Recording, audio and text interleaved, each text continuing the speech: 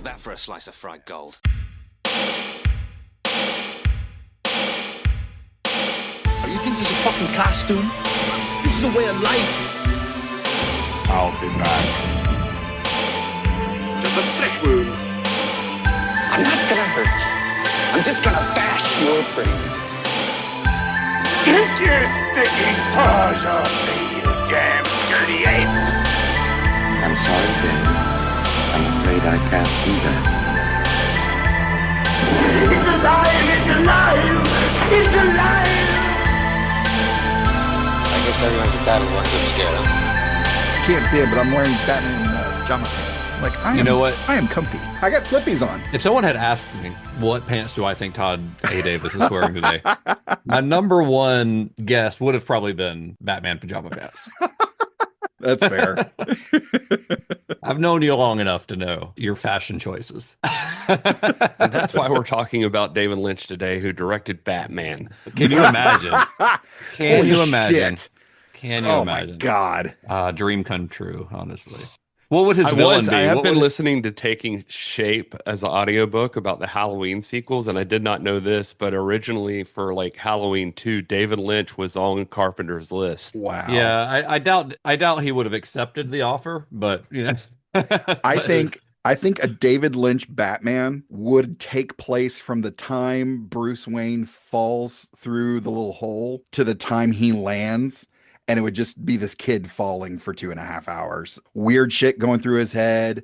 What is he seeing? What does that mean? Like his entire creation of Batman is all in his mind during that. Yeah.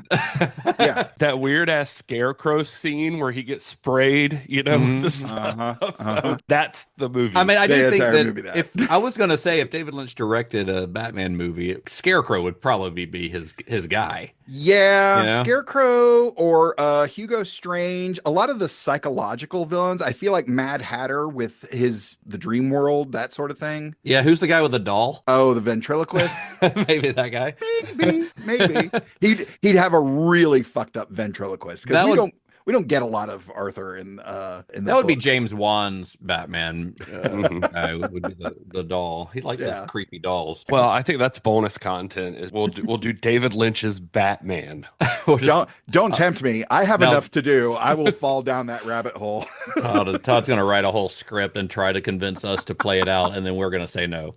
Yep, that is exactly what. That will is happen. exactly, yes. And thank you for saying that, because now that you've spoken that, it can't exist in this reality. Like, had you not said anything, I was staring down the barrel of days, weeks, possibly months, agonizing over this thing that will never come to be. There you go. I saved you a lot of grief. You're welcome. And we're going to save this audience a lot of grief by starting the fucking show. Yeah, well, let's do it. hello, and welcome to Cinema Shock, the show that digs deep into the stories behind your favorite cult and genre movies. I'm one of your hosts, and I'm smoother than or shit coming out of a duck's ass.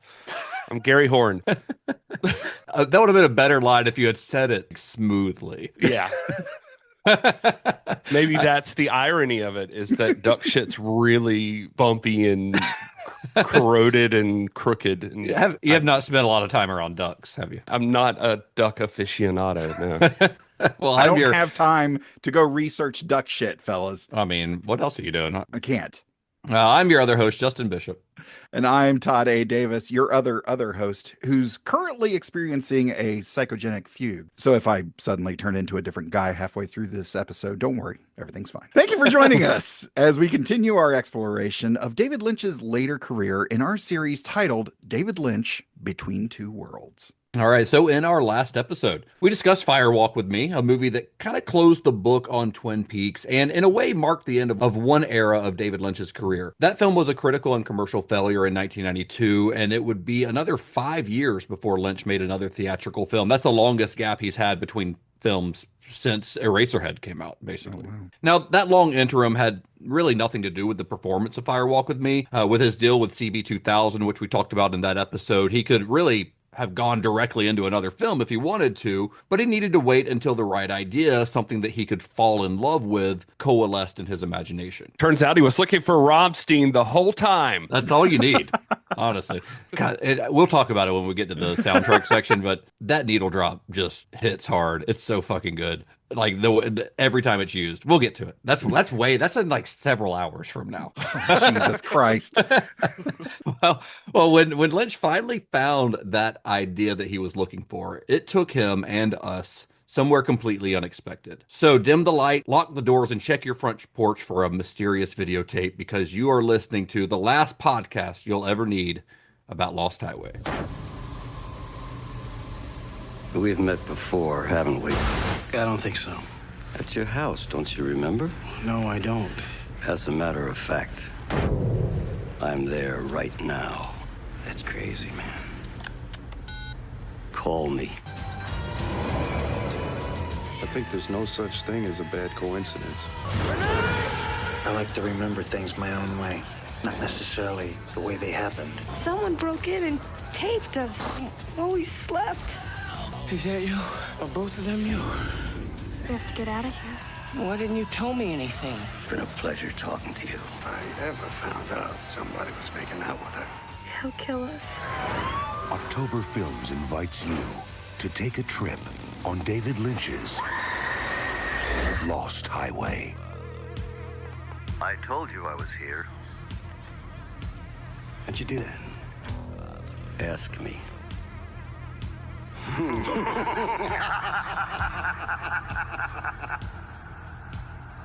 Under normal circumstances, this is where I would take a quote from the movie and warp it into a nonsensical plea to follow along with us in your personal viewing.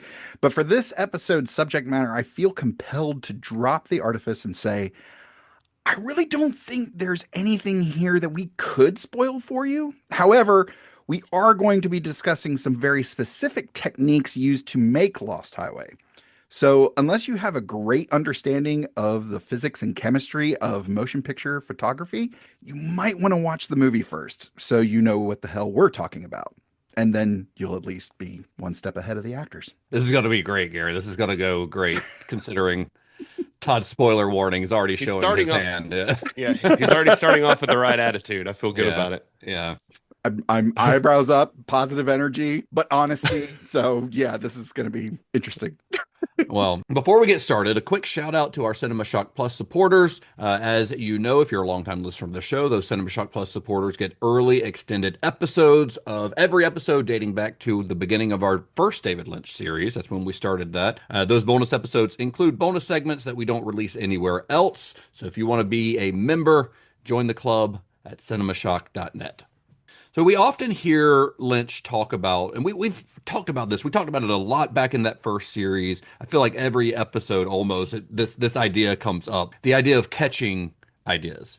Not forcing creativity, but letting fragments kind of come to him naturally. Sometimes when he's meditating, but not always. And he'll tuck these fragments away until others come along that might connect. And eventually enough of these pieces pile up that he can merge them into something bigger, something that can become a movie or a painting or even a piece of furniture. A painting. It's funny you should note that, because this felt like watching paint dry. Excellent. This is we're off to a great start here. You should have seen his favorite recliner. It's made out of fish and severed ears. His furniture. Have you ever actually seen his furniture? It's beautiful. It's very like sleek, very like mid-century. It looks a lot, honestly, like the furniture that's in Fred and Renee's house in this, like that style. I was going to say it is some of the furniture in Fred and Renee's house. Yeah, some of it is. Yeah.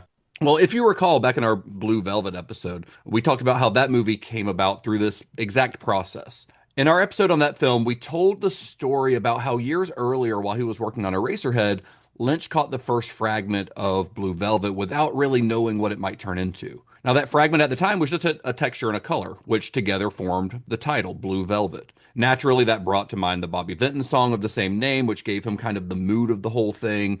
And then came another fragment, an image of a severed human ear lying in a field.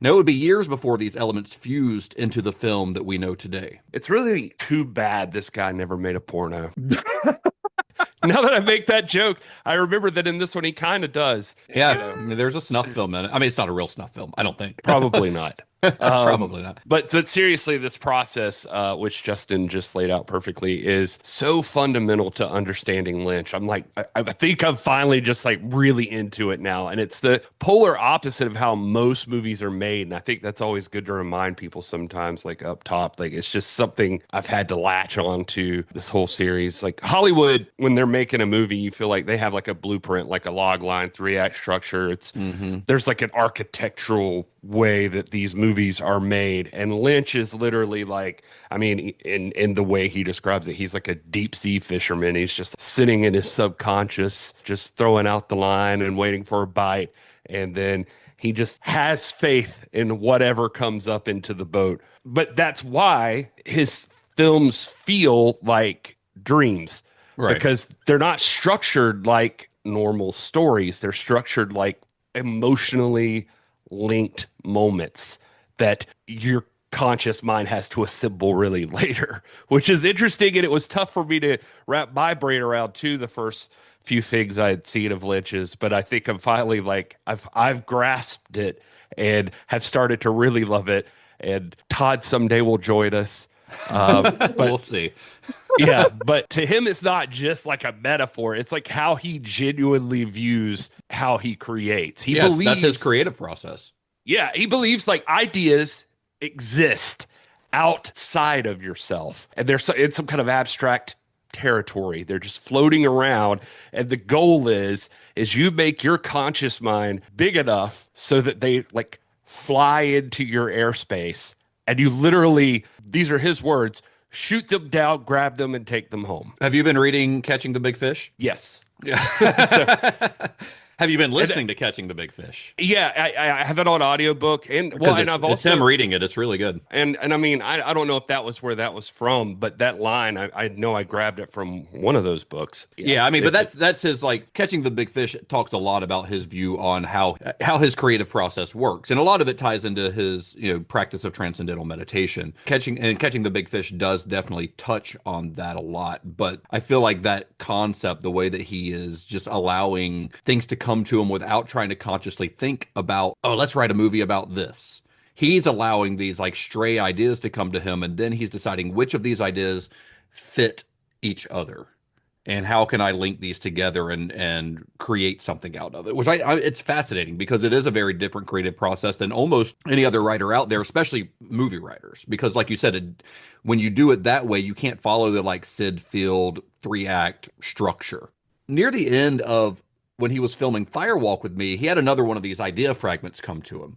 This one a little bit more concrete. He imagined videotapes mysteriously showing up on the doorstep of this unhappily married couple. And the first tape that they would receive would just showed footage of the outside of their house, kind of benign, not scary, but the second one was a little more sinister, and it showed the couple inside their house, asleep in bed, filmed by some unknown intruder, filmed in like the third person.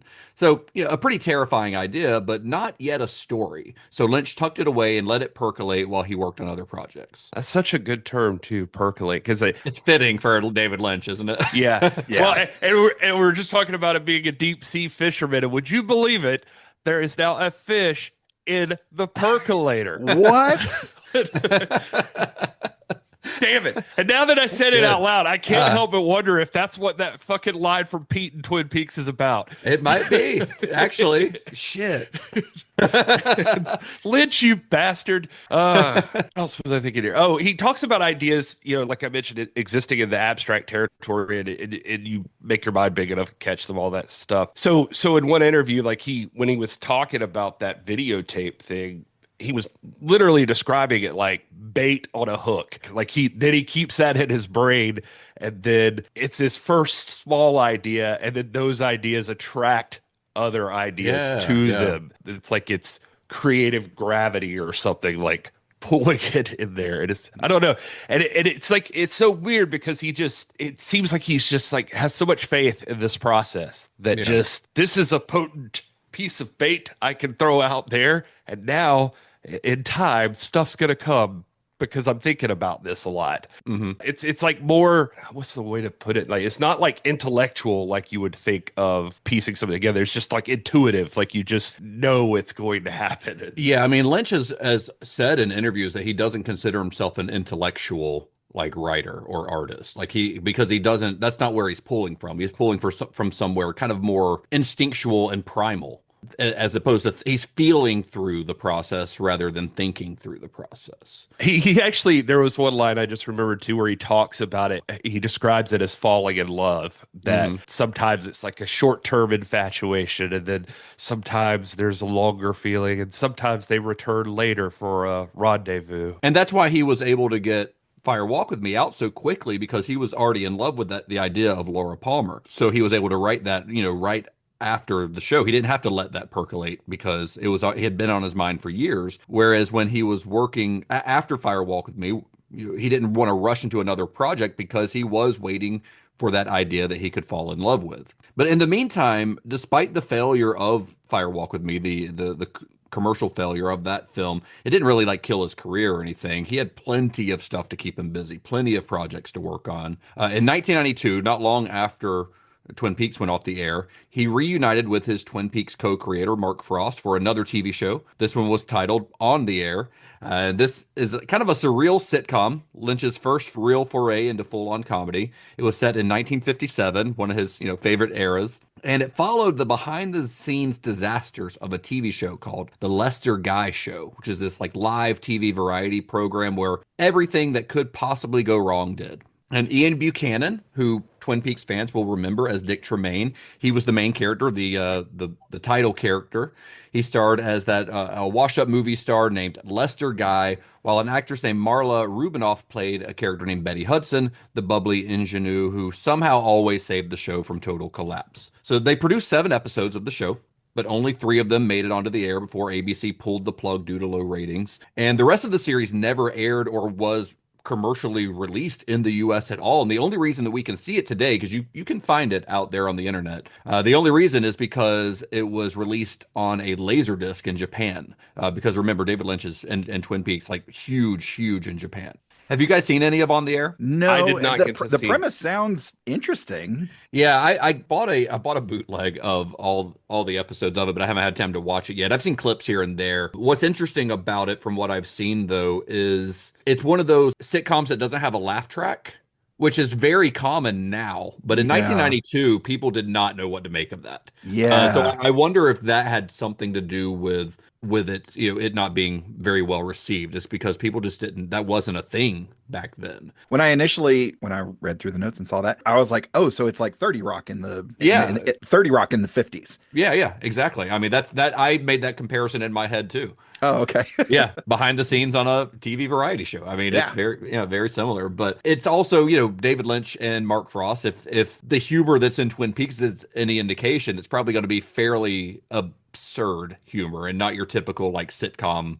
type of humor, that would have been more prevalent in the early 1990s. Right. So a year after that, in 1993, Lynch dipped back into television with a show called Hotel Room. This is an anthology series that he worked on for HBO. The premise of this was pretty simple, but full of possibilities. Every episode would take place in the same New York hotel room, each of them telling a different story set in a different year, so you had different characters. They're each like basically standalone little short films, just all set within this single hotel room. Kind of a cool idea. And Lynch directed 2 of the 3 episodes, both of which were written by novelist Barry Gifford, which is the same Barry Gifford who had written the novel that became Wild at Heart. So it's got a little bit of a connection to his previous film. And the cast of Lynch's episodes included some familiar faces like Harry Dean Stanton, Crispin Glover, and Alicia Witt, people that we've seen throughout his films. The scripts were very short, just 8 to 10 pages, which gave Lynch a lot of room to improvise, and each episode could be shot in only 3 days. So Lynch loved that. He loved the format. He loved the freedom of it. But critics did not really dig it. Audiences barely noticed. It came and went almost instantly. And looking back at it, though, you can kind of see the seeds of those liminal spaces that Lynch would later explore more fully in both Lost Highway and Mulholland Drive. Crispin Glover, not to go off on a weird tangent, but he is the guy that if it's a Crispin Glover related tangent, it's going to be a weird tangent. That's fair. I just was gonna say that he's a guy I expected to see more of in this series for some reason. He just seems like he would fit perfectly with David Lynch. He's in that one sequence in Wild at Heart, which is memorable. Yeah, very, very memorable. But I guess they stayed in touch. I actually found an interview with him on YouTube where he talked. It was like just after David Lynch had passed. He was talking about staying in contact with him, but that they had only worked on this series and Wild at Heart. He was telling a story about how he made a short film called What Is It? I don't know if you have heard of this. I don't think it's a short film. I think it's a feature length. Maybe it was the feature length that Crispin Glover directed. Yeah, it's got like Fairuza Balk and I don't remember, but otherwise the entire cast they all have Down syndrome. They all have Down syndrome. Yeah. It's a really interesting idea. He was saying that the story was he was actually working on one thing and asked David Lynch for some help on it, and David Lynch said sure, but during the process he was also working on What Is It and brought What Is It over to David Lynch, and David Lynch watched it and was like, I dig it, this is great. And he said afterwards that like in interviews David Lynch would say like in between stuff, I was the executive producer on What Is It, and he was like, I didn't know that he thought he was the executive producer of that movie. And he was like telling people that he's like, I would have advertised that. For a bit of selling point. Right. He was like, I didn't find that out till much later. He thought he was the executive producer. He thought that was the movie he was helping me with. I was just showing it to him. That's funny. I thought that was pretty interesting. But in that same interview too, one thing I thought was really cool, again on a tangent, but he mentions one of the first movies he remembers seeing is Eraserhead, and he would go see it in the midnight shows. He was kind of talking about how Stanley Kubrick, David had told him once that Kubrick had reached out to him and that Eraserhead was his favorite movie, that he was playing it for like the cast of The Shining. And I thought that was interesting. And then he started pointing out, and they were showing clips of it. They were like, one of the things that Kubrick loved was the way that David Lynch used sound design and like just the noises and the music, the way it works in there. And it was like, watch Eraserhead and The Shining together and see that The Shining is totally taking stuff from Eraserhead. Oh, and, I mean, I watch think them together and immediately kill yourself. I mean, I think we talked about it during our Eraserhead episode, but like Kubrick considered that Eraserhead one of his favorite films. Like he's been on the record saying that. Yeah, so we may have discussed that, but I thought it was interesting. And they were showing clips of like Eraserhead next to The Shining, just different scenes, like how the sound worked. I was like, holy crap, he really did use that. Just an interesting side note. Well, especially the idea of like that kind of like humming sound of big empty spaces. Like you could definitely see that between both of them. So during this time, Lynch also kept pretty busy with commercial work. He did a lot of commercials between 1993 and 1994. He shot ads for everything from Japanese coffee to PlayStation to Calvin Klein. Now, for Lynch, these weren't just paychecks. Like, they were kind of therapy for him.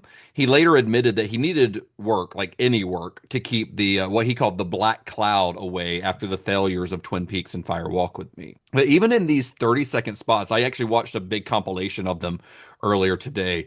You can see the same obsession with mood and menace that runs through all of his feature films. You can definitely tell they are directed by David Lynch. Yeah, you sure can.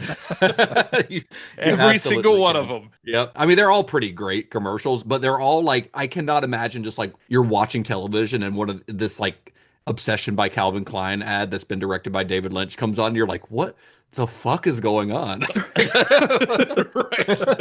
I had that exact same thought. I was like, but now after all that we've done, I was watching it. I was like, I don't know if it's just because we're like in it right now or if this is accurate, but I feel like I could be watching TV and if one of these came on, I'd be like, David Lynch did this commercial. Yeah.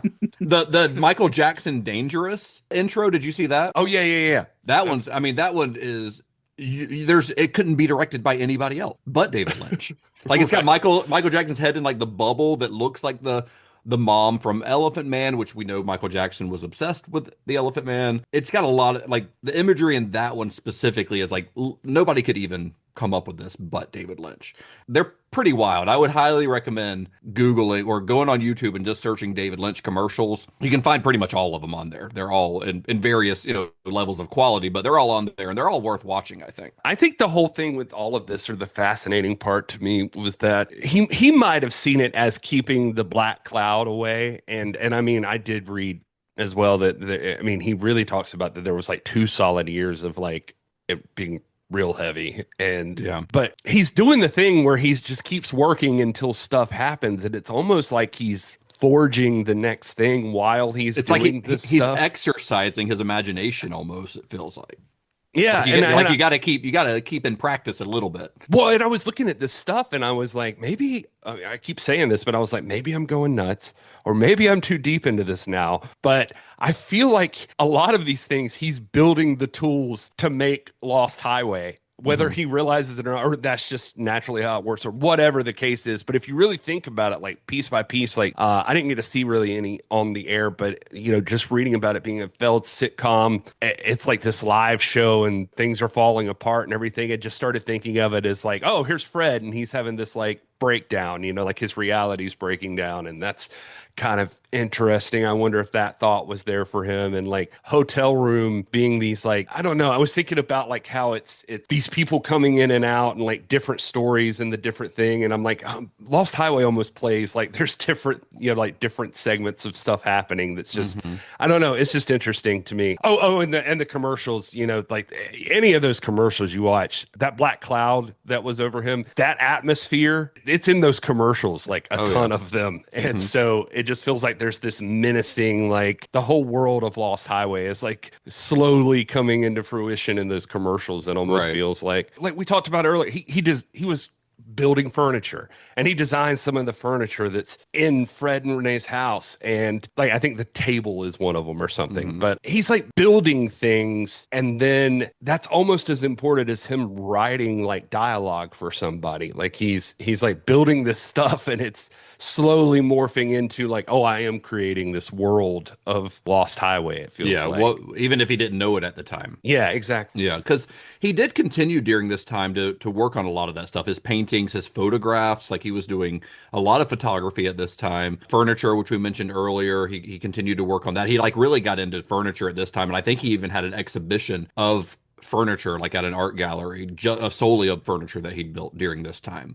And he's doing all this while he's not like not trying to make movies. He's still chasing possible film projects. One thing that he wanted to do during this time that he worked on was an adaptation of Kafka's The Metamorphosis. And if you could definitely see how that ties in to Lost Highway, if you know anything about The Metamorphosis. But he went so far as to write a script to this. He even started building some of the sets, but financing on it just never really came together. And later, he did admit that it was probably for the best, that there was no way to really capture on film what Kafka had achieved on the page. So he kind of saw it as a good thing later on that he had never really been able to do it. But still, you can see why the story appealed to him. It's about a man transformed into something grotesque, trapped in his own home, alienated from everyone around him. Like, that is practically tailor-made for David Lynch. It's so tailor-made, in fact, that, I mean, the connection from everything I was reading becomes pretty explicit.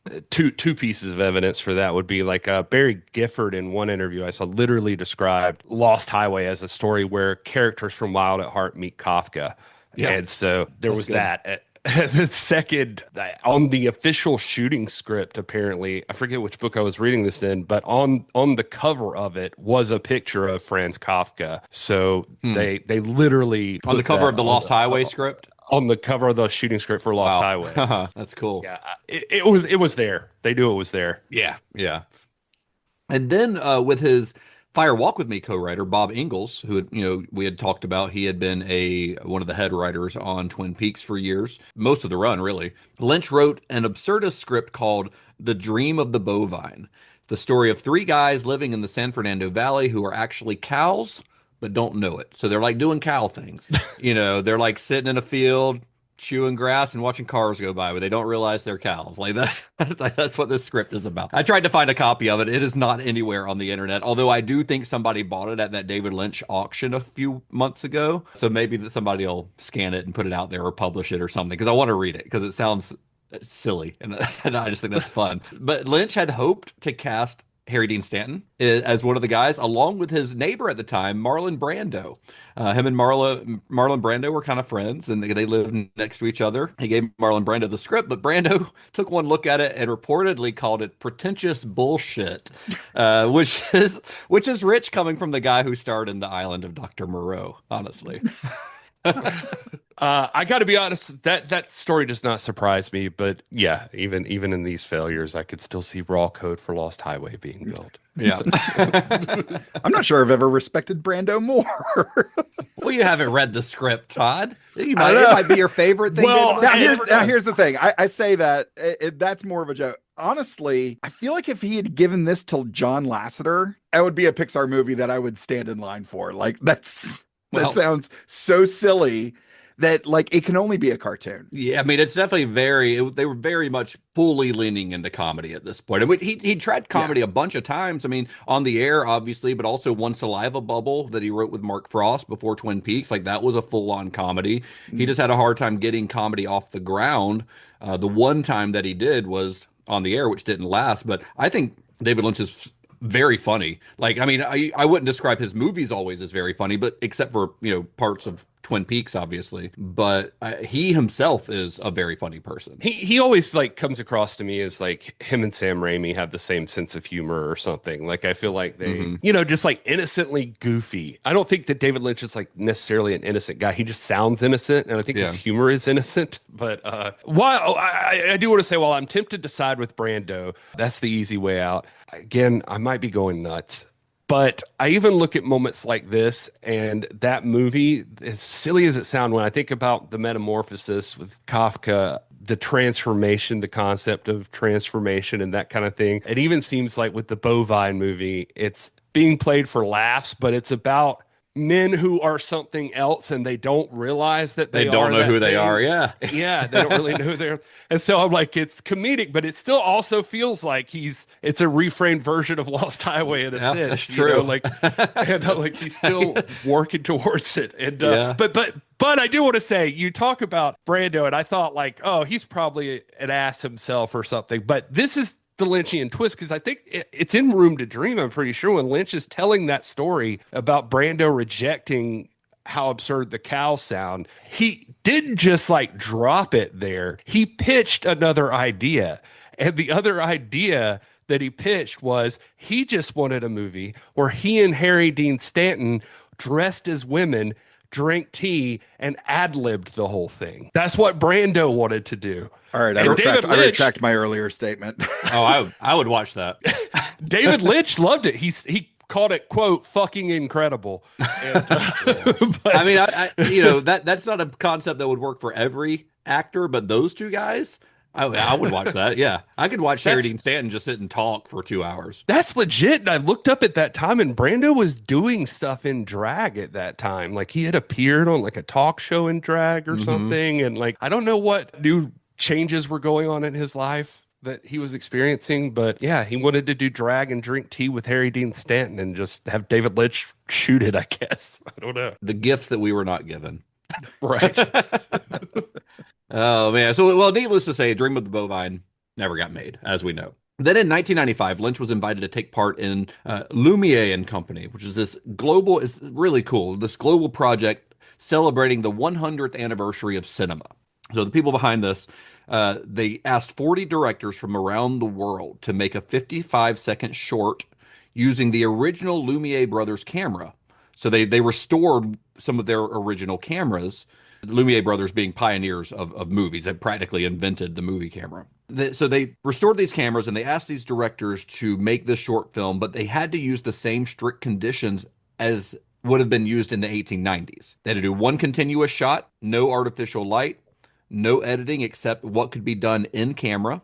Lynch's contribution was called Premonition Following an Evil Deed, and it is really fantastic. It's a single eerie tableau. You've got policemen discovering the body of a murdered woman, followed by these glimpses of strange, unsettling figures. One lady's like in a tank, like a water tank. It's really wild, and it's all compressed into less than a minute. This whole thing is less than a minute. He tells an entire story in less than a minute. It's completely silent, and he was a lot more ambitious than a lot of the other directors who were working on this were.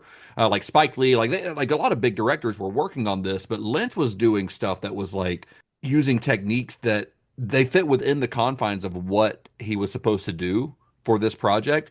But he was just able to shape them in a way that other directors couldn't quite do. It's a really eerie, scary little short film. even using this 19th century technology, Lynch managed to conjure something really disorienting and otherworldly. It feels like a nightmare fragment that could have slipped straight into something like Lost Highway. This is a really fascinating challenge, I feel like. Oh, and yeah. didn't this continue? Didn't they do this like every year or every few years, have a challenge like this? Maybe not with these cameras, but like I don't know of something anything similar? else. I don't know of anything else like this. Personally, I know that, around this same time, Lars von Trier and the Dogma 95 movement began, which had a lot of limitations on it. Dogma 95, 1995 is when it started. But that's a different thing. That's a completely different thing. But it was about kind of like the Dogma 95 was kind of about getting back to the core pureness of cinema, of making movies. Like you had to use only found locations. You couldn't use like sound stages and things like that. You had to use natural lighting.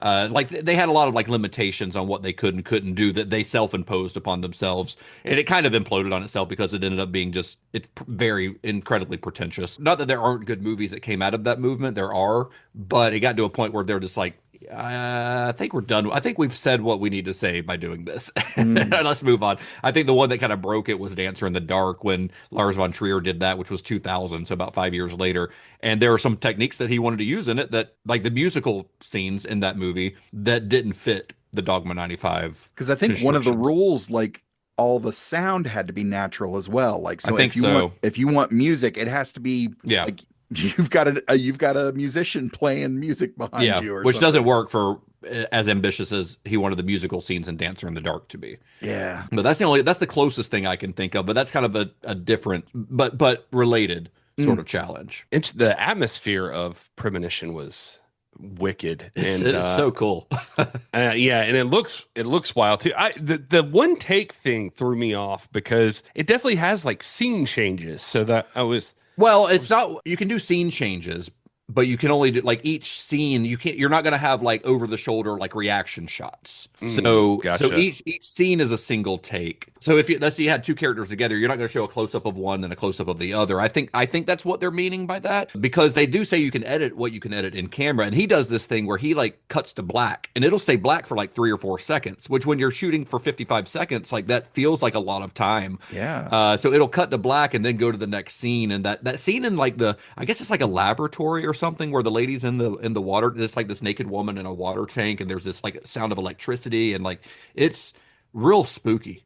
It's really spooky. Oh yeah, the random way it like just transitions into that one scene with the lab and the naked woman trapped in that cylinder or whatever. And it's interesting. Worth mentioning too, Peter Deming was cinematographer there. So so we're gonna see him pop up here. Maybe there was that connection. I think is interesting. But yeah, I thought my biggest takeaway with it was I was impressed. I was like, I would not have even thought to accomplish this in 60 seconds, but look at what you did. Yeah. And then B, I was just like, oh wow, this is eerie. Like it just feels like he's leaning into eerie now. Yeah, and it has this thing, like it has a beginning, middle, and end. Like it tells a whole story in less than a minute, and it even almost has like 3 acts. Like the beginning where the police find the body, the middle part in the lab or whatever it is, and then the end where the police show up to talk to the couple. You don't quite know exactly what's going on, but you have enough of an idea of what's going on to kind of piece things together in your mind, because it's silent. There's no dialogue, there's no subtitles, so it's fully visual, but there's still enough there where you can like get an idea of what's happened. So it's very cool. Highly recommend watching it. You can find it like on YouTube, but the quality's kind of shit, but it's on, I know it's on the Criterion channel streaming. I think it's on one of the Criterion David Lynch Blu-rays, and I think it's on Eraserhead along with his other short films. I think it's on that one, but you can definitely see a really high quality version of it on the Criterion channel right now. So around this time he's doing all this stuff, Lynch also reconnected with Barry Gifford. He had enjoyed working with Gifford on Hotel Room. He had already adapted Wild at Heart, so clearly he's a fan of the guy. But while he was reading Gifford's novel Night People, Lynch stumbled on a line that really kind of set off fireworks in his head. And that line was, "We're just a couple of Apaches riding wild on the Lost Highway," which is a great line. That's a great line. And he came really fixated on the phrase Lost Highway, not realizing that Gifford had borrowed it from a Hank Williams song. He didn't find that out till later. He didn't know the Hank Williams song. He was just kind of fascinated by the mysterious possibilities of that phrase. And Lynch briefly considered adapting Night People, but ultimately decided to just collaborate with Gifford on an original screenplay using that evocative phrase as the title. I was coming into this episode ready to find out if it had anything to do with Hank Williams. Not purposely. Yeah. What's just the name? What's the tension name on- of the song? The Hank Williams song. Lost Highway. Oh, all right. Should have guessed that. Todd, clearly not a Hank Williams fan. Nope, not so much. One of his more well-known songs. Not to say that it's not like I don't like Hank Williams, but definitely not in my regular rotation. I can't tell you like anything about him or anything like that. I would. Oh, man, you should read about Hank Williams. He's a fascinating character. His Hank Williams is very interesting. His life is fascinating. His death is fascinating. Like and Lost Highway is honestly probably, if I had to pick a favorite Hank Williams song, it's probably that one. That one, or I like Jambalaya on the Bayou too, just because. No, I'll look into it. He sounds like, and it works out. I mean, it could have fit. I mean, it wouldn't have fit with all the industrial music here, I guess. Maybe they could have had it playing in the background somewhere, but he seemed to understand the phrase, and so that set the whole mood for the thing. And the Hank Williams song is more about like, well, it's just about him reflecting on mistakes he's made and just being forever on the lost highway, basically. Yep. But yeah, and the first image of this movie is it's like headlights on a dark road and the yellow lines flickering past. Basically, the Lost Highway is not like a physical place. It's in the movie. It's, to me at least, like Fred's psyche. Yeah, and it's like a road movie in his mind or something. So yeah, I think it still fits with the song, even if he didn't intend it. The meaning was still there. Yeah. So while the title gave them a direction, the story still needed a little bit of fuel. Now, both Lynch and Gifford, when they got together, they had their own ideas about what each of them thought Lost Highway should be. And at first, they just hated each other's pitches. Like Lynch hated Gifford's ideas, Gifford hated Lynch's ideas. They're like, this is not working. And then Lynch remembered that fragment of an idea that he'd caught while shooting Fire Walk with Me. The videotapes left mysteriously on a doorstep. So combining that really unsettling image with Gifford's title gave them the first real shape of a film. And then Lynch found further inspiration from a very different place, the nightly news. So around this time, the O.J. Simpson trial was everywhere. It's weird that this has come up twice recently on the show. Yeah. but Lynch kind of got obsessed with it, as many people in America did. And he later said that what really fascinated him about it was not just the case itself, but the psychology behind it. The idea that someone could commit an unthinkable act and then carry on as if nothing happened. Because David Lynch believed that O.J. was guilty, as I think most everyone did. But then he's like, well, how was he able to convince himself that he wasn't guilty and then just go out golfing, right? It's as if through sheer denial that they could just that people couldn't convince even themselves of their own innocence. And that notion of denial, of living inside a self-made fantasy, became one of the key engines driving Lost Highway. I see what you did there. You like that wordplay? Nice. I'm glad you noticed it. The percolate earlier was also on purpose. So. Yeah, I figured. And then there was one final spark of inspiration. Now, this is according to Lynch. He swore by this. He said it in multiple interviews. He says that one day, while he was at his home, someone rang his buzzer. When he answered through the intercom, he heard a voice say, "Dave?" And Lynch said, he's like, "Yeah?" And then the unseen visitor replied, "Dick Laurent is dead." So Lynch rushed to his window because there wasn't a window at the door there. He rushed to the window to see who it was. By the time he looked outside, the stranger was gone. And he said, he's like, "I didn't know who Dick Laurent is. I just know that he's dead." Bullshit. Todd says bullshit. That story is not true.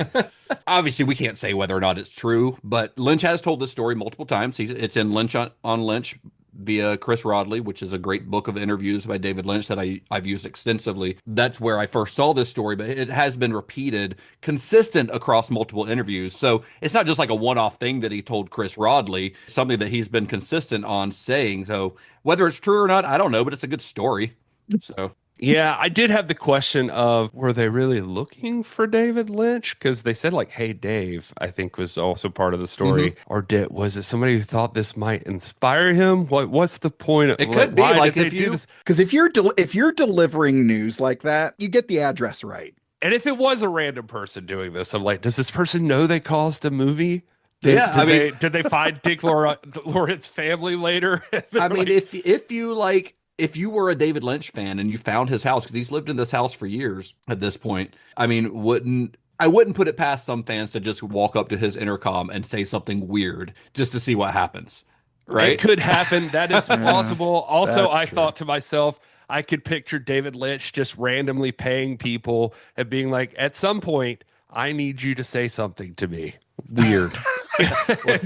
You pick the time, you pick the whatever you want to say.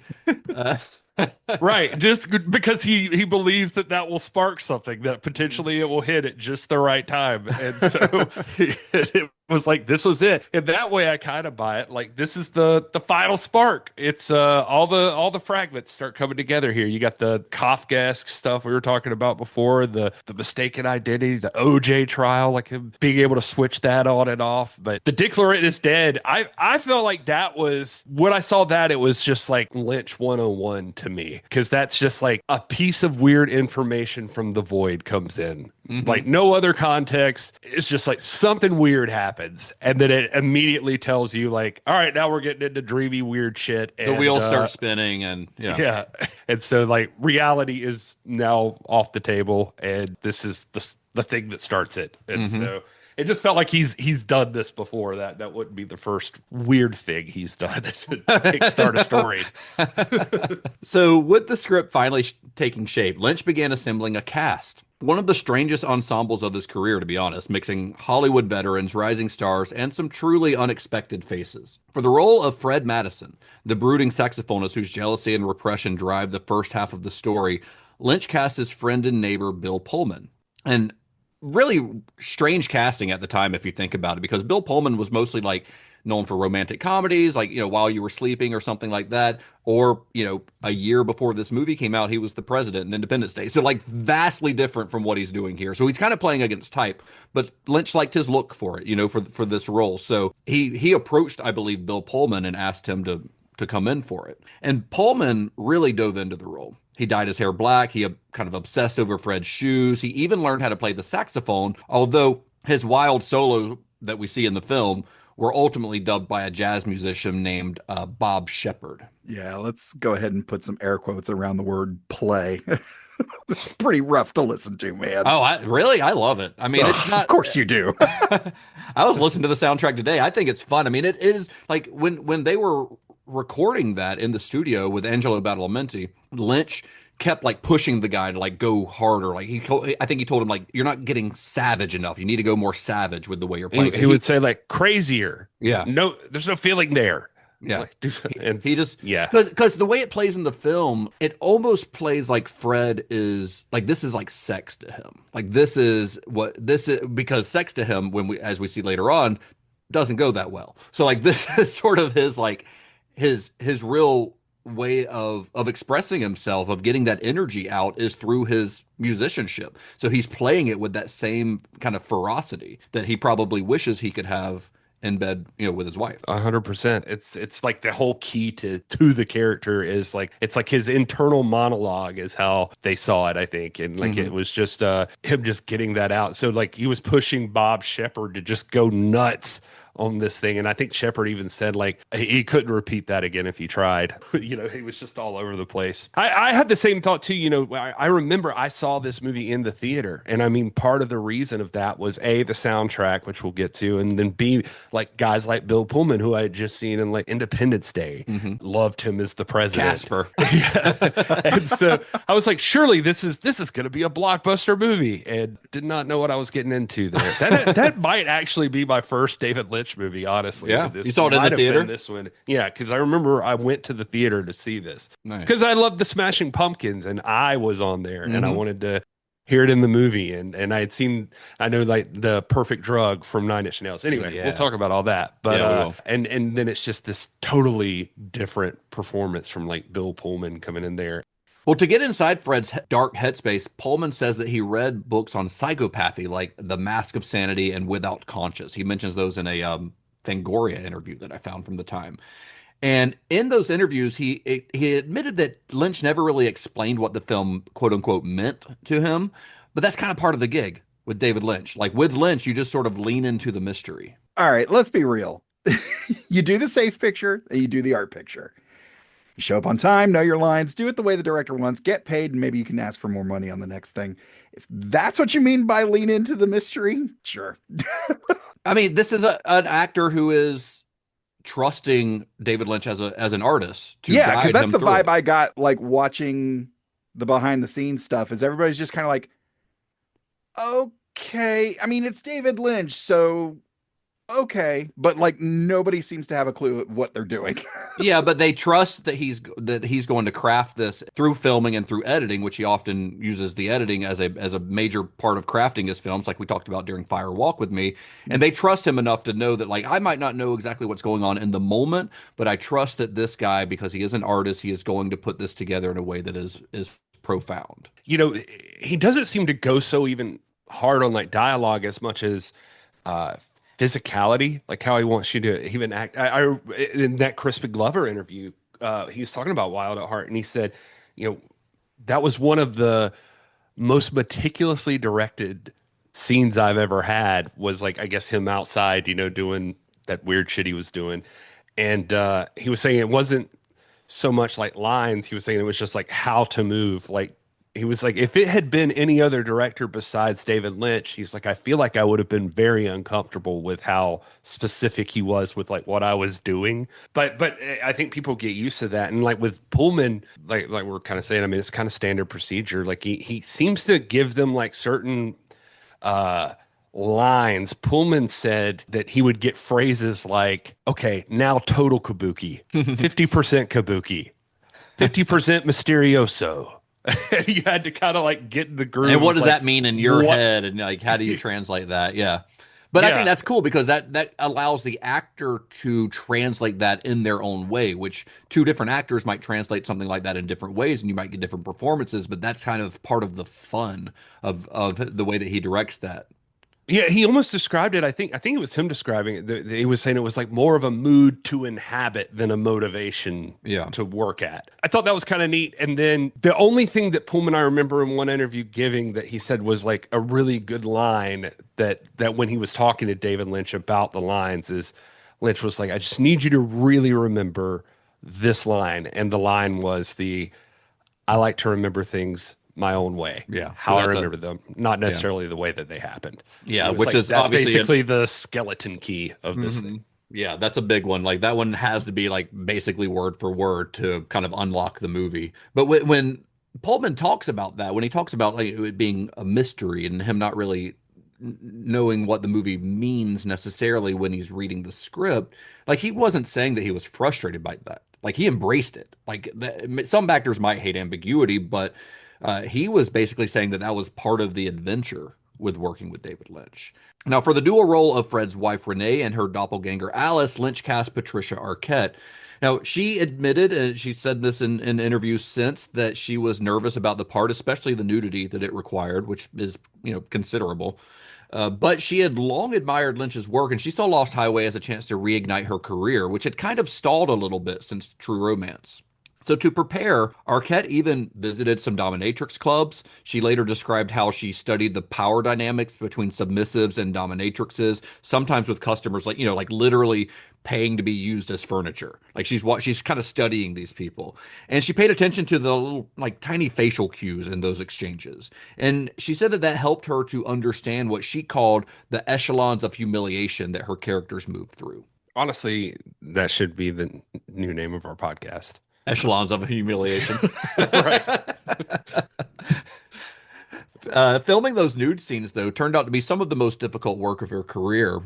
Arquette, she considers herself to be a modest and a kind of a shy person. And she said that, the experience of shooting those scenes could be terrifying at times. I've seen some articles that say that there were some crew members that made crude remarks that left her feeling a little exposed, but she's really emphasized how protective David Lynch and his core team were. Like they'd make sure she had robes between takes. They would limit who was allowed on set during these scenes. Like the desert love scene that's later, late in the film, like towards the very end of the film, for instance, that was shot in a dry lake bed outside of Baker, California, kind of middle of nowhere, but only essential crew were allowed on set for that.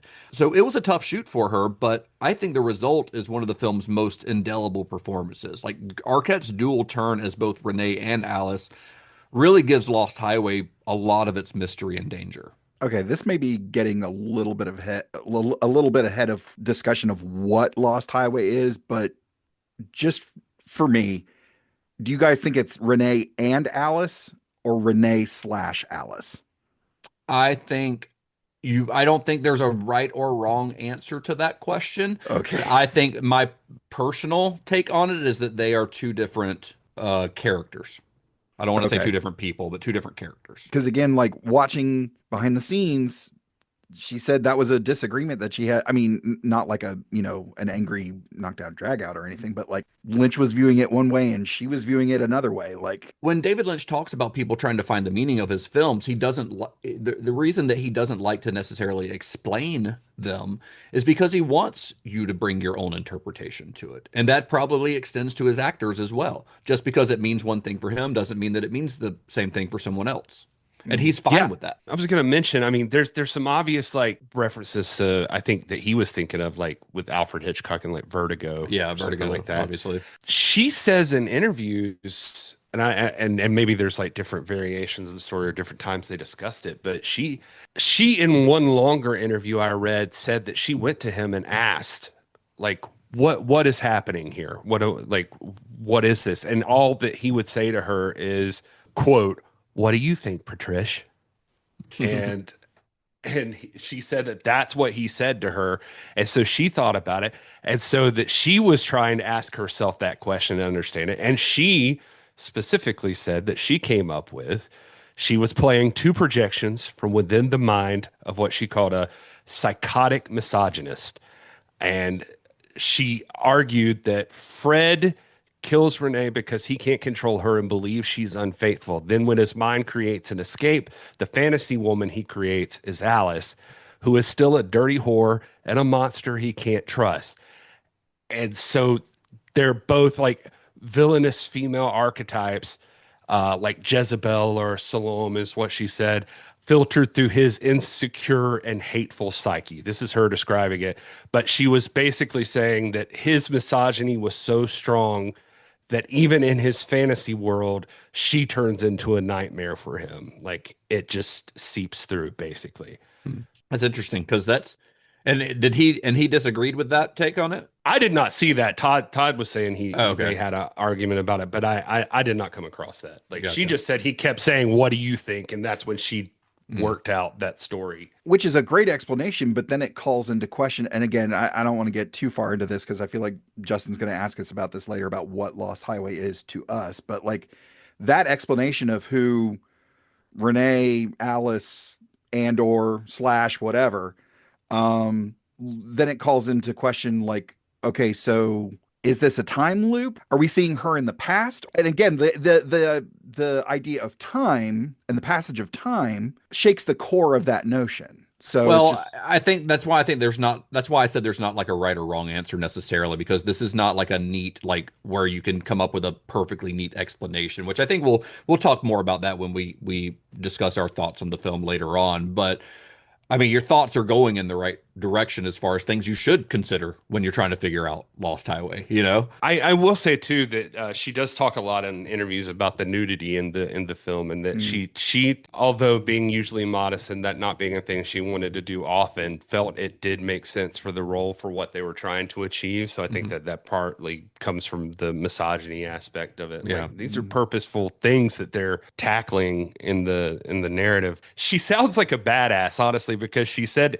that she mentions two instances where, like, you know, I think you referenced like the crew were kind of saying some weird shit at a certain point, and that David Lynch was kind of like pushing her, like, "Hey, let's get ready and let's go and to do this like one nude scene." And she said, like, "You know, people are saying stuff." She's like, "Nobody's saying anything. It's fine." She's like, "No, I heard him say something." He was like, "Who did you hear say something?" And she like pointed out that like some of the crew over there, she was like, I heard them talking about it. And she said that David Lynch like put out a cigarette and walked over into the dark off set. And then like, she was like, any nude scene from then on, it was like dead silent and nobody, and it was like supposed to be specifically like certain people in the room. And she said there was one instance earlier, maybe earlier than that, where she was getting ready and they were like necessary crew only, whatever. And she was like, people were still standing around talking or whatever. And she was like, hey, I am getting ready to take this robe off. And when I turn around, if I see you and I don't think you need to be here, I'm going to break your fucking nose. I love it. I love her. I've been a big fan of her. I mean, True Romance is one of my all-time favorites. So like I love her just for that alone, but she's just got such a great presence on film. I think she's really, in this movie, she is really fantastic, I think.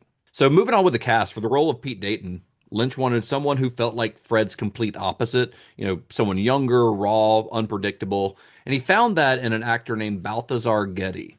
Now, at the time, Getty he was about 20 years old, very young. He was known from his breakout in Lord of the Flies earlier in the decade, but still more of a fresh face than a household name. People weren't going to see Balthazar Getty movies. But Lynch has said that he first noticed Getty in a magazine photo and was struck enough by his look to track him down for this part specifically. And Getty has admitted that working with Lynch was both bewildering and exciting. Lynch wasn't the kind of director to hand him neat explanations about who Pete really was. This kind of goes hand in hand with what Bill Pullman said or what the film meant. So instead, he would give these simple physical directions, like how to walk into a room, what kind of energy to carry, and then let Getty live inside of that ambiguity. And Pete's function is so, like, well, I'm just thinking of him as like, okay, well, what is Pete exactly? Is he supposed to be this guy? To me, like, maybe he's more of a psychological, like, construct, and like, so he's the desirable version of Fred, and so he's the antithesis of the brooding, sensitive, inadequate musician guy. I just love the idea of, I don't know, now I'm starting to wonder where I was going with this. I was just thinking about all the stuff with like Pete and like how I was reading something about the head wound that there is, and like that's like the psychic implosion or something, like a wound from that, or because we never find out exactly what caused that. Like there are these like constant references to that night or something, by his parents and his girlfriend and stuff, but we never find out what happened that night. Yeah. And I just thought that was kind of neat. But he's another one that you can find like talking a little bit about direction from Lynch and trying to figure out exactly who he is and what he's doing. And he would say that like he would struggle with certain scenes, but actually similar to Pullman, he would get those like moments of direction. And he said that like he called them like mental prompts from David Lynch, that like he would say, imagine that you're a child seeing fire for the first time. And that was like, I don't know. It's like he's not directing like what exactly to do, is like so much just like your state of being or something. I don't know. It's interesting like how these people get directed and what they think they're doing. Or I don't know much about Getty except the images that you can borrow for websites. But Balthazar Getty was like the great grandson of John Getty. Do you guys know who John Getty is? No. Very famous, like, industrialist. He was an oil maven, wealthiest man in America in the 60s. Yeah, so that was his family. So the Getty Research Center, the Getty Foundation, Getty Research Institute, all of that's Balthazar Getty's inheritance, I guess. So if you ever meet him, you could just say like, I loved your work in The Lost Highway and your images, sir. I love your images. I know him also he was in Alias on the last season of Alias. As a main cast member. That's the only other thing I know him from. Oh, well, and he's got that small scene in Natural Born Killers, which came out, a couple years before this. But that's really it. But I found an article by David Foster Wallace. I think we've referenced David Foster Wallace a little bit on the show here, because he was a big David Lynch fan, did some writing for Premiere Magazine regarding Lynch. This is before like Infinite Jest came out, a couple years before that. It kind of threw him onto the map in the literary world. But he wrote an article for Premiere where he was actually allowed to go onto the set and do a set visit, which is very unusual for a David Lynch movie. But in this article, it's more of an essay than a typical like magazine article. It's called David Lynch Keeps His Head. And he describes Getty, he's not very kind to Balthazar Getty in his descriptions, as opposed to most other people that he talks about in that article. But he kind of describes him as this young actor trying to navigate Lynch's kind of strange process. But there's one line in that article that it made me laugh because it's kind of mean, but also pretty accurate. He describes Getty as looking like Tom Hanks and John Cusack and Charlie Sheen all smushed together and then emptied of some ineffable but vital essence. Okay. which is kind of accurate because he's not like that good in the movie as a performer, but I think it fits the character because I don't think because the character is supposed to be sort of this empty shell. On set, Wallace even noted that, Getty, he'd be deferential when Lynch was around. Yes, sir. No, sir. He'd listen to him and he'd take his direction, but he'd be more irreverent when Lynch was gone. He'd impersonate Lynch when Lynch wasn't around and like do his voice and stuff like that. So that sort of tension between reverence, confusion, and raw energy of a 20-year-old, I think that feeds into Pete's character pretty well. So it works for the character. I don't think it would work for many characters, but for this particular character, I do think it works. And we also have a great character actor named Robert Loggia. Finally gets his big Lynch role here. This guy he's one of those character actors you see pop up a lot. He plays gangsters a lot.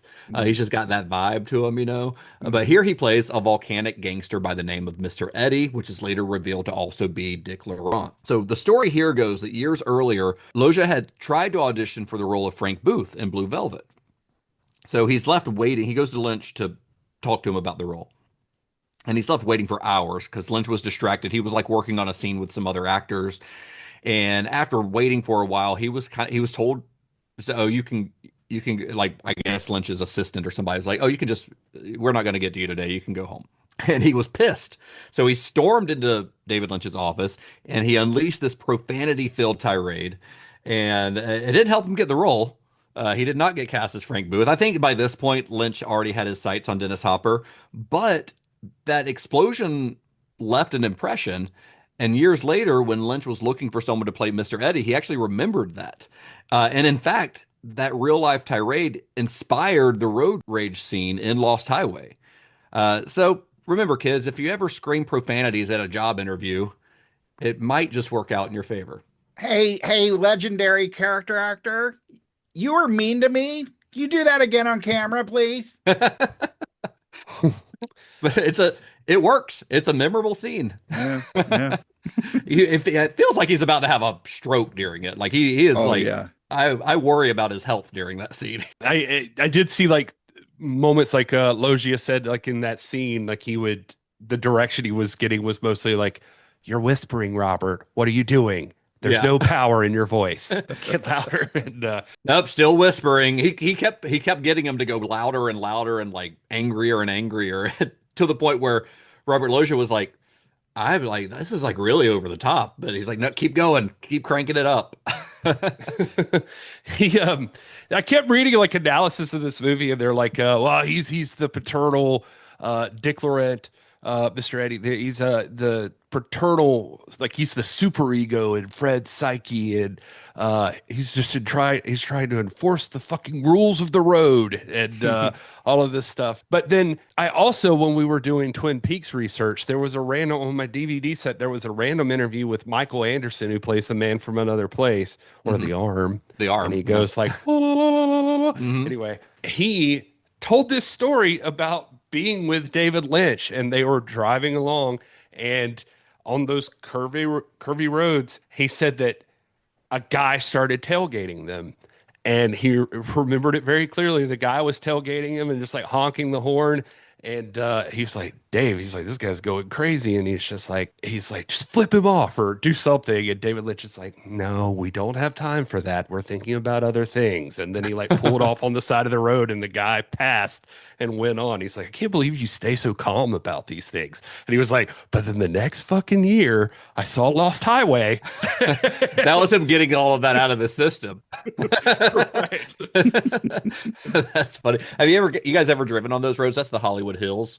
where they're filming that. They are very, very curvy, and there's a lot of blind spots. And there are places to pull over, but between the places to pull over, like if somebody was tailgating you, you've got nowhere to go. Yeah. Like you can't pull over because you'll fall down the side of the mountain. So exactly. Yeah, they are a little scary if somebody were doing that to you. So I get it. I was so glad I was in an Uber. I'm gonna let somebody else worry about it. Yeah, I drove them. I mean, they were fun. I loved visiting. I loved driving through that neighborhood. It's fascinating. But that's where, I mean, David Lynch lives in that neighborhood, as we will discuss shortly. We got one more cast member to talk about, though, and that's the Mystery Man, played by Robert Blake. Now, Blake, if you don't know, I went down a rabbit hole on this guy. I knew him from Beretta, which was his most well-known thing, but I didn't know his long history in Hollywood. He had been in Hollywood his entire life. As a child actor, he had appeared in the Our Gang shorts. That's Little Rascals. Now, he was in like the later years of Our Gang, like the last like 5 or 6 years that they were making those shorts. So he wasn't part of that original like Spanky and Alfalfa crew, but they kind of like those kids grew out of the roles and they replaced them with other kids, and he was one of those other kids. But he was like the lead one. He was also in The Treasure of the Sierra Madre when he was a kid with Humphrey Bogart. He was in some big stuff, like starting when he was like 6 years old. And then he went through some stuff, and as a teenager got into drugs and got into some trouble. But then in 1967, when he was a little bit older, he's in his 20s, he broke through. He had a real like career breakthrough with this chilling performance as real life killer Perry Smith in the adaptation of Truman Capote's In Cold Blood. So that was a big role for him. That kind of put him on the map as a serious actor as an adult. But most people know him as Beretta.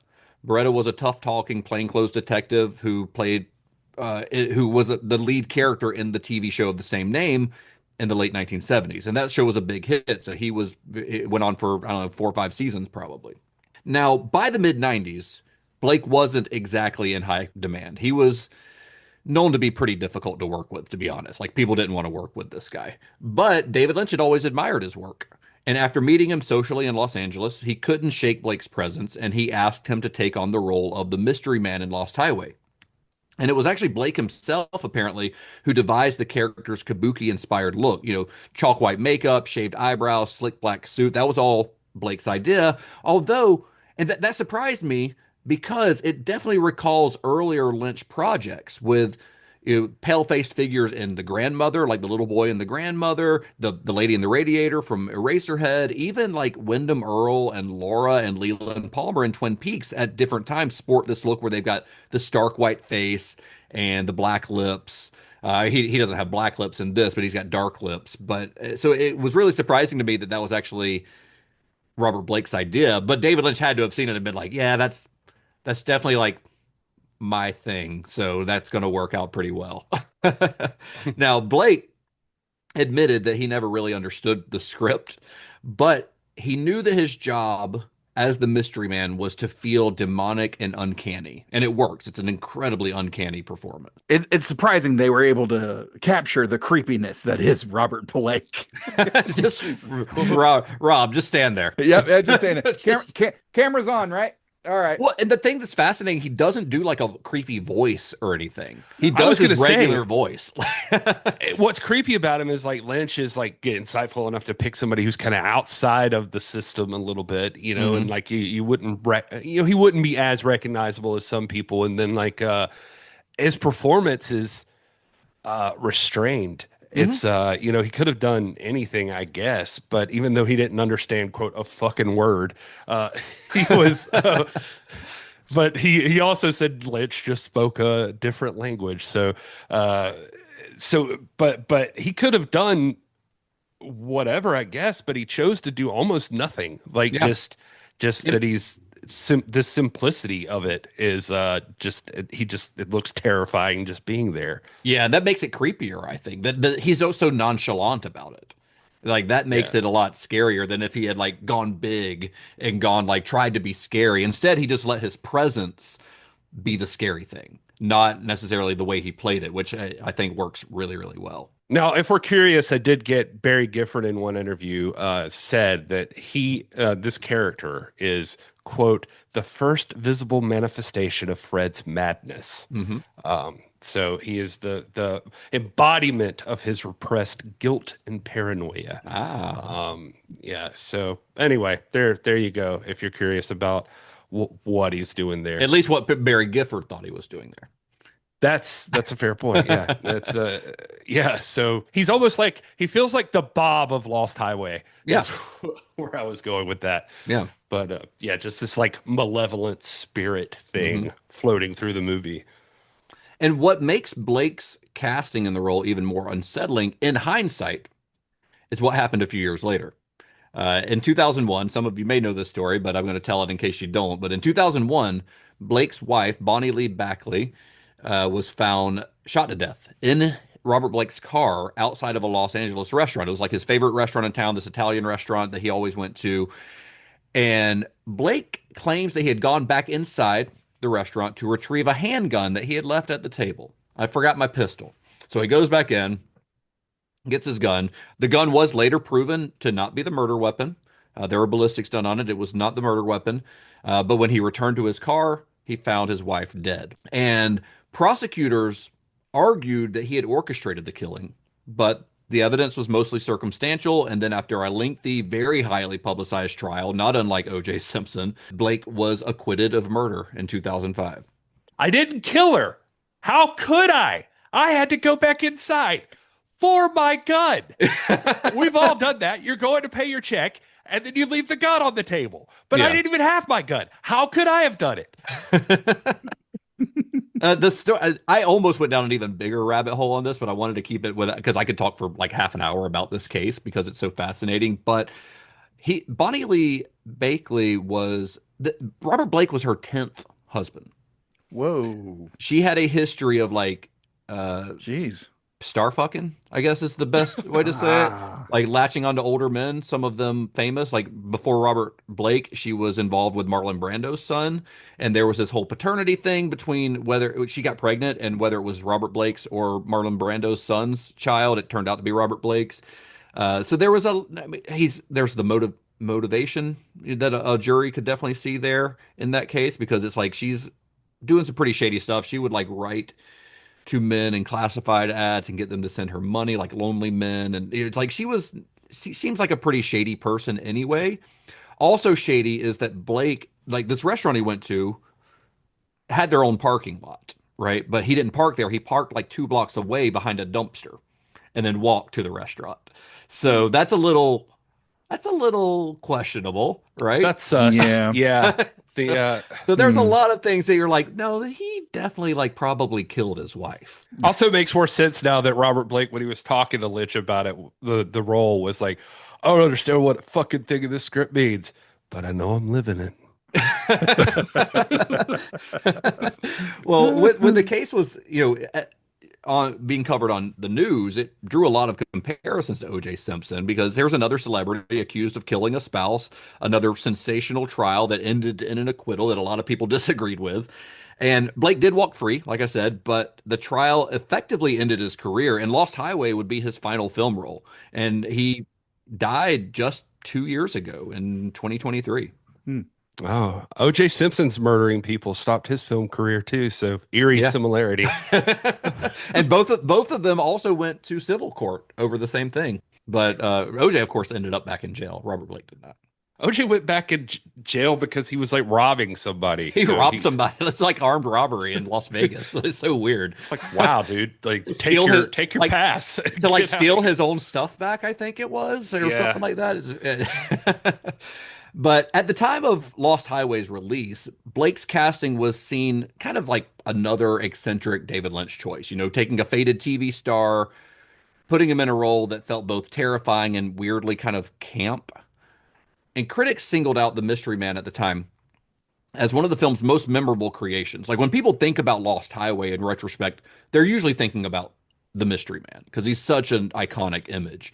He's this demonic trickster who really seems to exist outside of the laws of time and reality, not unlike, like you said, Gary, not unlike Bob and the other lodge entities in Twin Peaks.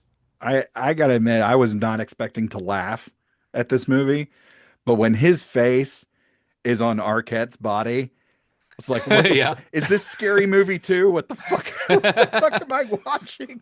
It's a little bit of a silly moment, but I wonder if it was the way it's superimposed looks so fake that you almost wonder if it was intentional to look that fake.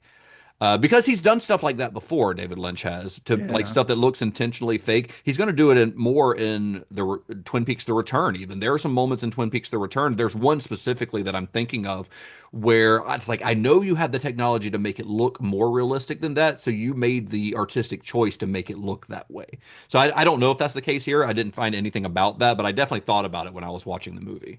In the years after Lost Highway's release, as Blake's real life notoriety grew, the performance that he has here really takes on a darker resonance. What once felt like maybe stunt casting now seemed almost prophetic. The Mystery Man is, he's unforgettable on his own. Like I said, one of the most iconic images from the film, but with the shadow of Blake's trial and everything and the accusations, the role really lands like a curse that just slipped off the screen, because this is a movie that may very well be about a man murdering his own wife. So there's some weird parallels there. Now, around this core cast, Lynch also sprinkled in one of the wildest supporting rosters that you'll ever see. You've got Gary Busey, shows up as Pete's dad, radiating his trademark unpredictability. Good old buttered sausage in his most terrifying role, a normal parent. Yeah, just a normal guy. I love him in this. I don't know why. There's something about him, like, it doesn't, you would never cast Gary Busey in that role except in this movie. I love that they wear like motorcycle jackets, but they drive a shitty station wagon. Like, that's really funny to me. If I walk in and Gary Busey's sitting on the couch going, "Son, we need to talk," I just immediately evacuate my bowels. Just everything out. You've also got Richard Pryor in the movie. Were you surprised when you saw Richard Pryor's name pop up on those opening credits? Yeah, a little bit. I was. Yeah, like Richard Pryor, he makes his final screen appearance here in a wheelchair. He's frail from multiple sclerosis, but still razor sharp. I mean, he's only in a few scenes, but he's good. Lynch the casting behind him doesn't have a big story. Lynch liked him a lot and wanted him to be in the movie. Paralyzed Pryor still moves faster than the plot. Wow. Okay. Thanks. Thanks very much.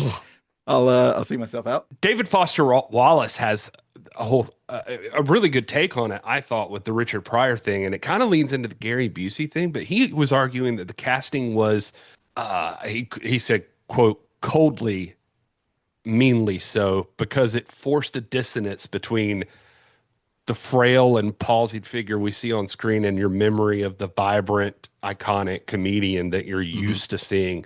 That he was basically, it added a different layer to the fact that this is the Fred's quote ideal fantasy, but there's still these things slipping in that are, I think he used the term grotesque, but I hate using that word with, like, I don't mean it in a mean way, but like but just that things are off. Like with your fantasy, things aren't exactly right. And I saw somebody playing off that even with the Gary Busey thing. It's like, so Gary Busey's not the insane person. Like Gary fucking Busey is like the normal, like, he's the milk toast dad. Yeah. He's the voice of reason. Yeah. Which you don't see very often. So I just want to make sure I'm following you, Gary. Are they saying like that Fred, or I guess not Fred, the kid, what's the kid's name? Pete's logic is supposed to play off of the audience's logic in their view of Richard Pryor as a person? No, I think it's that's the weird part, that, like, I think he's saying that it's supposed to be little tips of the hat to you in the audience, because you know who Richard Pryor is. When you see him pop up on screen, you're automatically going to equate him with your memories of Richard Pryor, which is not the frail man that we see on screen. Right. Basically, you're just like giving a tip of the hat to you that you are watching someone's broken psyche, like basically their fantasy world. Okay. All right. But Yeah, these are that's- little that's things that are like weird. off. Yeah. That these people are cast against type, and they're, you know, it's weird. It's out of place. Like something's wrong with it. It's interesting. Moving on with the cast, we've also got, and this is a kind of a cameo. Blink and you'll miss it. Oh, well, you can't miss one of them because there's a big old close up of his eyeballs that takes up the entire screen. But you've got Marilyn Manson and Twiggy Ramirez from Marilyn Manson. They both pop up at a sleazy porn party in the actual video, which may or may not be a snuff film. Manson, of course, also contributed music to the soundtrack, which we will talk about later. We've also got punk icon Henry Rollins, who's making like somehow his like 5th appearance on the podcast. Who's playing a prison guard of all people. And of course, we've got Lynch regular Jack Nance showing up in a small role as one of Pete's mechanic co-workers. The Henry Rollins one could play into it. Like you're like, I can't project Henry Rollins as like a authority figure. Right. Yeah. He's such an anti-authority figure. Now, Marilyn Manson and Twiggy at a porn party, it tracks. That's not, it tracks.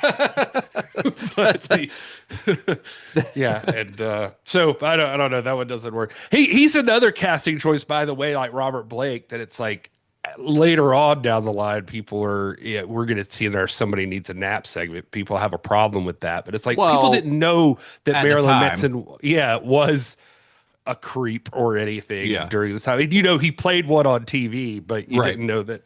Those accusations didn't come out until much, much more recently. So obviously, I mean, just like Robert Blake, watching it in hindsight, you're like, oh, that's a little like too close to home.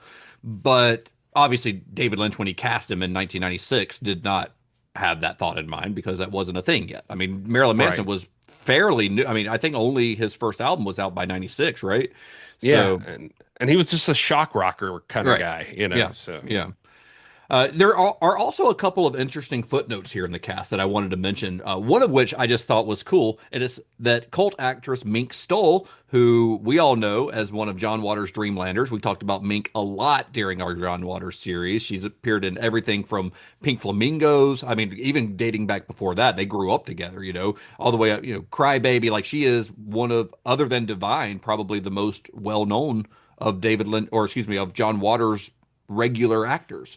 And I saw her name in the credits when I was watching this, and I was like, I don't remember her in this at all. I don't remember Mink Stole. I know what Mink Stole looks like. What happened was I looked into it, and she shot a scene for this, but the footage got cut.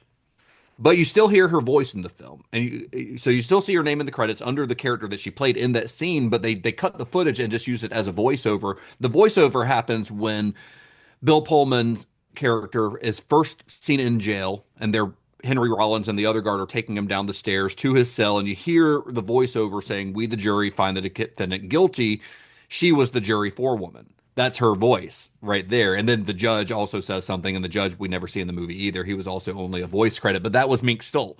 So originally they had actually shot a courtroom scene, and they just cut that out and just used the voiceover, which I think is a good choice. But it's kind of a bummer that we didn't get to see Mink Stole. I think David Lynch even had to like call Mink and go like, "I'm sorry, your scene got cut, but we're still going to use your voice." So I guess she probably still got paid the same for it. So all the same to her. But it would be cool to see Mink Stole show up in a David Lynch movie, though. Yeah. I'm still surprised we haven't seen John Waters somewhere. Yeah, they were friends. They used to go to eat at Bob's Big Boy together. So, I mean, when John Waters is in LA. Another guy I wanted to mention, just because I like him as a character actor. He's a really fantastic character actor.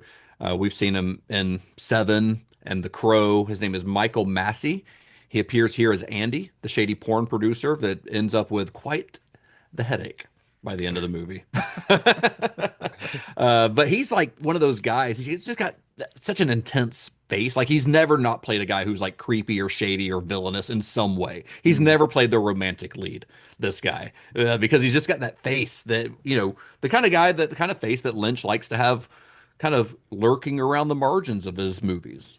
Who was he in The Crow? Was he one of the gangsters? He's one of the gangsters, yeah. Oh, okay. He was Fun Boy. Yeah. Oh, Was okay. his All name. right. All right. Whoa, wow. Jeez. Okay. Yeah. I mean, technically unrelated. I'm sure he wouldn't love that anybody brings this up a lot, but he is the guy who shot pulled the Brandon Lee. trigger. This- Yeah. Yeah. Oh boy. Yeah. Yeah. So Not his fault, but still sucks for him, Mm-hmm. you know, to have that hanging over you. You also see Giovanni Ribisi in that is what I would call a blink and you'll miss it cameo, because he has the one shot in where he comes to pick up Pete in the house, and then they go out clubbing at the bowling alley. I was like, what is this bowling alley? Like, it's got a whole dance club in the back where they just play Smashing Pumpkin songs. What a vibe. I would go there. But Giovanni Ribisi is also in the bowling alley scene briefly, but obviously this was before anyone knew who he was. And I do want to mention this because Todd mentioned this actress back in our Strange Days episode. But there is also a role here by an adult actress named Drew Barrymore, spelled differently. You remember this from Strange Days? I vaguely remember this. Yeah. You brought up Drew Barrymore, the porn actress, because she appears in one of the memory scenes in that movie. Yeah. He also appears here, simply credited as girl on staircase. So I'm presumably in one of the porn scenes or in Andy's porn palace. Yeah. I would guess that that's her. But yeah, I just felt like we should bring that up since somehow she has also appeared in 2 movies that we've talked about recently on the show. Wow. But you know, it's a cast that feels like a dream. Like it's half old Hollywood, half counterculture freak show, stitched together by Lynch's weird instincts.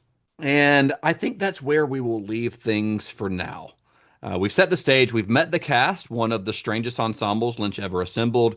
And next time we'll move behind the camera to see how Lost Highway was actually brought to life. From Lynch's own pink house to Peter Deming's surreal cinematography to some of the boldest in-camera experiments of his career, we're going to dig into the making of this film. But of course, if you are a Cinema Shock Plus supporter, you've already got the entire extended episode, including Somebody Needs a Nap, including our further viewing picks, and more. If you want to join the folks who already have access to that, head to cinemashock.net/plus. You'll get access to every bonus that we put out. I think that's it, fellas. Unless you have anything else to add. no, we appreciate all of you Cinema Shock Plusers who aren't hearing this section, so never mind. But we still appreciate them. Well, until next time. May the wings of liberty never lose a feather. And be excellent to each other. Johnny has the keys.